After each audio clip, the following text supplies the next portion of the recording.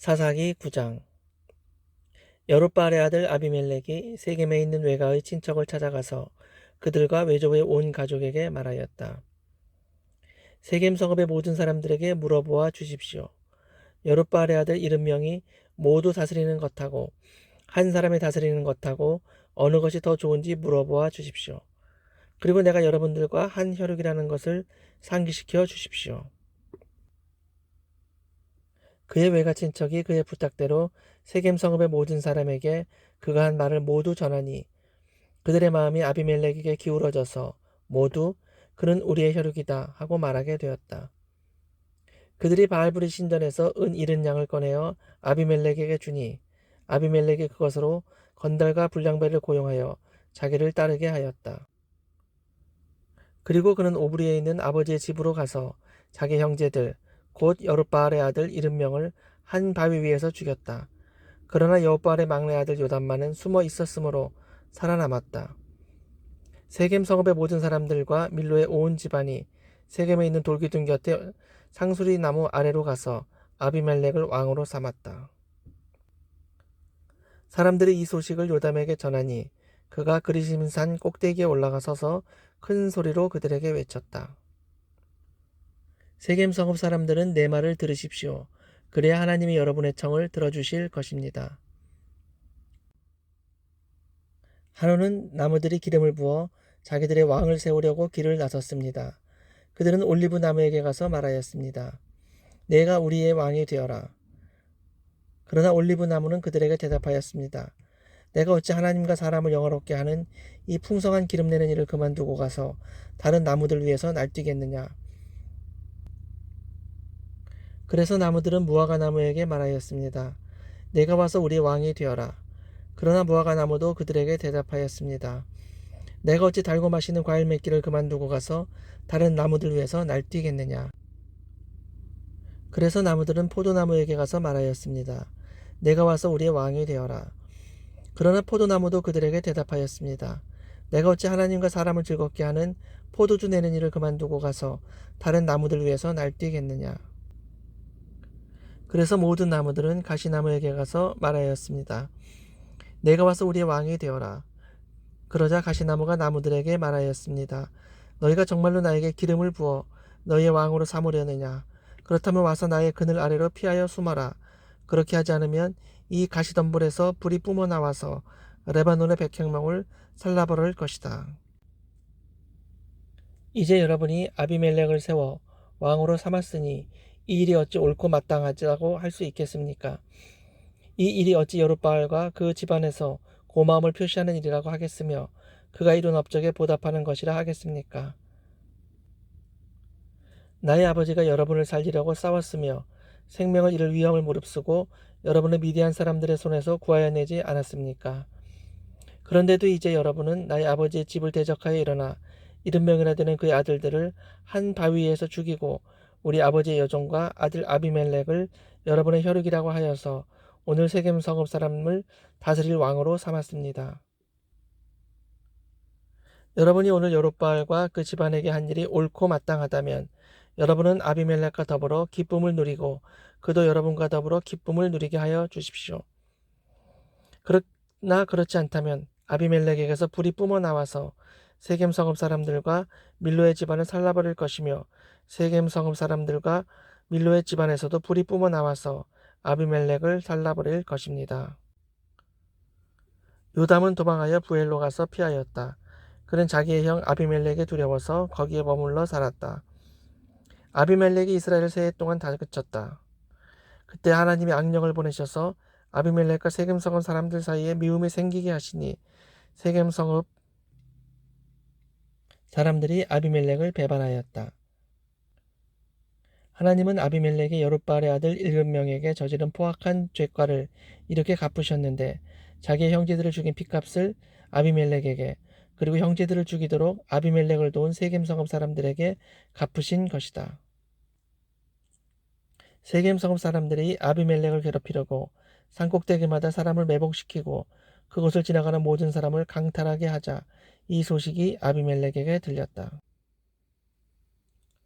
에베스의 아들 가알이 자기 친족과 더불어 세겜으로 이사 왔는데 세겜 성읍 사람들에게 신망을 얻었다. 마침 추수 때가 되어 세겜 성읍 사람들은 들로 나가 그들의 포도원에서 포도를 따다가 포도주를 만들고 잔치를 베풀었다. 그들은 신전에 들어가 먹고 마시면서 아비멜렉을 저주하였다. 에벳의 아들 가알이 말하였다.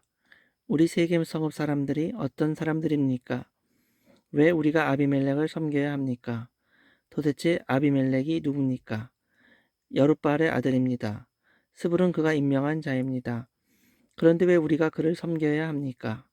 여룻바알과 그의 신복 스볼은 세겜의 아버지 하몰을 섬기던 사람들입니다. 왜 우리가 아비멜렉을 섬겨야 합니까? 나에게 이 백성을 통솔할 권한을 준다면 아비멜렉을 몰아내겠습니다. 그리고 아비멜렉에게 군대를 동원하여 나오라고 해서 싸움을 걸겠습니다.